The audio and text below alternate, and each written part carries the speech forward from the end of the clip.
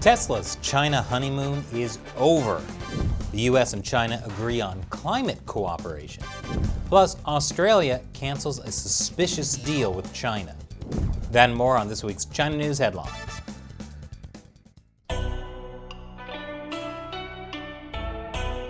Welcome to China Uncensored. I'm Chris Chappell. This week's China News headlines. Things aren't going so well for Elon Musk and Tesla in China. I tried to warn you, Elon. I tried. This week was the Shanghai Auto Show, a perfect opportunity to show off the new Tesla. Except they got upstaged by protests. Protests. In China. It's a little sus. And I'll get to that in a minute. This video from the protest went viral. This woman climbed on top of a Tesla and started saying some not very nice things. Her t-shirt says, "The brakes don't work," and "invisible killer." Invisible killer? You mean Elon Musk has an invisible car? How does he not lose it? The woman was later dragged off by security guards. But the incident overshadowed an announcement Tesla made the same day. The automaker would start developing some of its vehicles in China from scratch, with new models that would incorporate many Chinese elements. Ooh, many Chinese elements? Like ethnic slave labor? Anyway, the Tesla protest hit a nerve in China, sending complaints about the company ricocheting across the Chinese internet. That's interesting, considering how tightly the Chinese Communist Party controls the internet. Things don't go viral for very long unless the internet censors allow it. Maybe it was the fact most of these social media comments came to the conclusion they should just buy Chinese cars instead of Tesla. Interesting. This story was so big, even state-run media covered it. I know, Chinese state-run media covering a protest in China. Interesting. Not only that, the Central Political and Legal Affairs Commission, a high-level Communist Party body, accused Tesla of arrogance and of endangering Chinese consumers by selling defective products. Interesting. It's almost as if the Communist Party itself has taken issue with Tesla. Tesla has now apologized for how the protester was handled. And it was totally inappropriate. That's not how you treat protesters in China.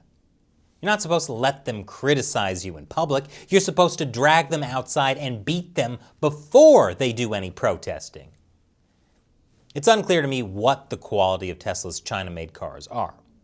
In February, Chinese regulators summoned Tesla for a rare public rebuke over its quality record. Then, they banned military and state employees from using Tesla. The Chinese regime accused Tesla of gathering data on Chinese drivers, which, of course they do. That's how Tesla's automated driving system works. It collects user data. But now the Chinese regime has arbitrarily labeled it a national security risk so they can have leverage over Tesla. You know, Elon Musk may be a smart man, but when it comes to China, he's been making the same stupid mistake Western businessmen have been making for decades. Elon Musk went into China with big dreams, but Chinese competitors stole his technology with government support. Now, the Chinese government is using legal warfare to squeeze Tesla out of the China market and promote homegrown companies. This always happens. Why are smart people so stupid? Chinese leader Xi Jinping has some pretty harsh words for no country in particular. At the annual Boao Forum for Asia, Xi criticized efforts by some countries to build barriers and decouple. He said the world wants justice, not hegemony. Yeah. Xi didn't say which country in particular was building barriers and decoupling, but I'm going to go out on a limb here and guess that he was talking about Palau.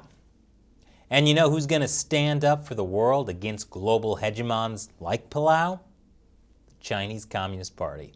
Don't worry, world. Xi Jinping says that China will never seek hegemony, expansion, or a sphere of influence, no matter how strong it may grow. Sure, that's like when I tell myself I'm not going to eat Cheez-Its while my hand is literally in the Cheez-Its box. Meanwhile, the Chinese Communist Party is gearing up for its 100th birthday. And like most 100-year-olds, it's decrepit and falling apart. But that's not the message they're going with. They want people to follow the party forever.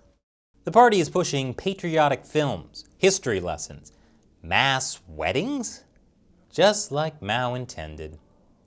The anniversary is July 1st, and to get everyone in the spirit, the party is cracking down on anyone who makes illegal comments on history. And that might even include former top-ranking Communist Party members, like former Premier Wen Jiabao. He wrote a touching memorial to his recently deceased mother. It got censored. Why? Well, in the article, he, in a rather roundabout way, called for more fairness, justice, humanity, and liberty in China. Yeah, that's not going to fly. Premier Wen Jiabao also wrote that his time as the second highest ranking official in the Communist Party was, quote, like walking on thin ice. Being a Communist Party member is tough. Just look at what it did to the number one guy at the time, Hu Jintao. This is him as a young man, and this is him as the head of the party. His nickname was Woodface. It's been a great 100 years for the party.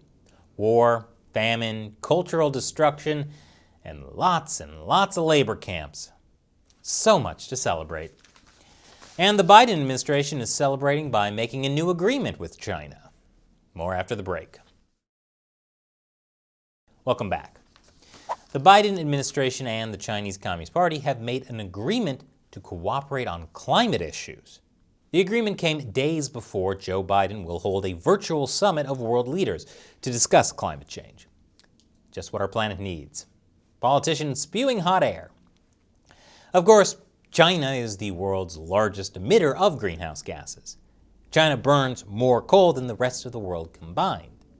And that's why the U.S. has to work with China. Climate change is a global issue, and we can only solve it if we work together with regimes that break their promises. Why does no one ever listen? But at least China is doing one thing to combat climate change. After stealing U.S. technology, China now makes most of the world's solar panels. And they're much cheaper now, because they use ethnic slave labor. Fighting climate change, protecting human rights, who says you can't do neither? This week, Biden met with Japanese Prime Minister Yoshihide Suga. It was his first in-person meeting with a world leader. And the point was to project unity against China's assertiveness, and to make sure America can get more of this and less of this. We did a full episode covering the meeting on our other channel, America Uncovered. Check it out, the link is in the description below. Chinese hackers are compromising dozens of government agencies and defense contractors. Hackers were able to exploit a VPN called Pulse Secure that many U.S. government agencies and just normal companies were using so their employees could work remotely. And good news, the hacking is still going on. But in some actual good news, Australia has canceled a major Belt and Road deal with China, which of course angered China. This is the state of Victoria.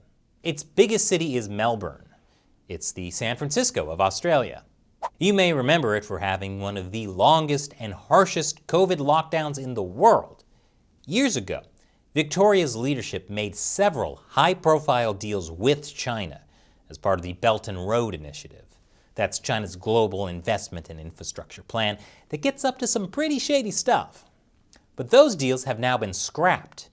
That's under a new Australian law that gives Australia's federal government the power to stop deals that Australia's states have made with foreign governments.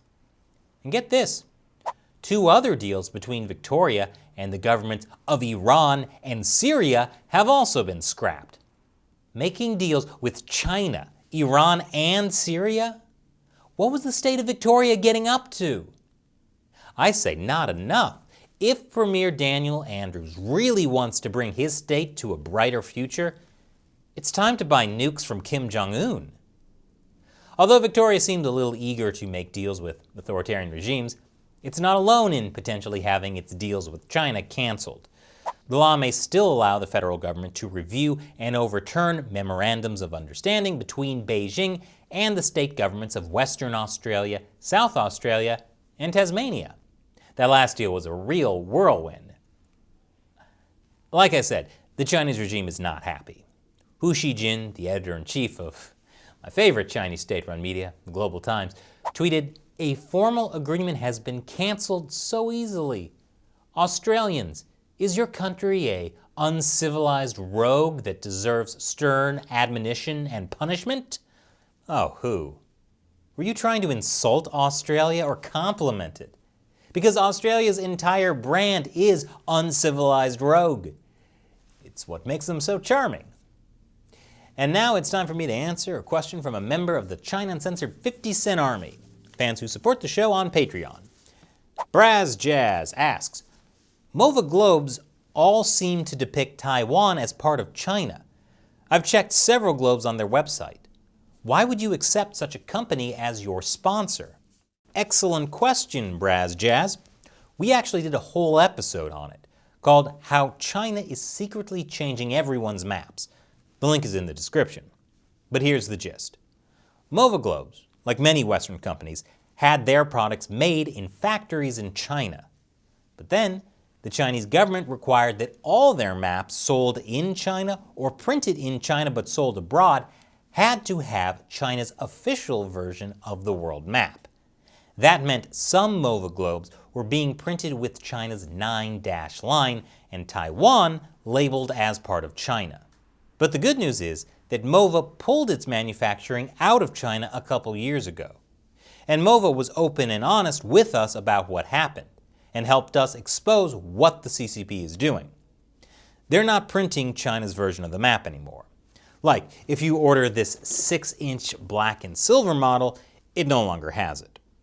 But some of the other sizes and models still do, at least until their stock runs out. So if you want to make sure the one you ordered doesn't have the 9- line, contact MOVA's customer care. Thanks for your question, Braz Jazz. And thank you for watching. If you'd like me to answer one of your questions on the show, head over to patreon.com/China Uncensored and join the China Uncensored 50-cent Army. Once again, I'm Chris Chappell. See you next time.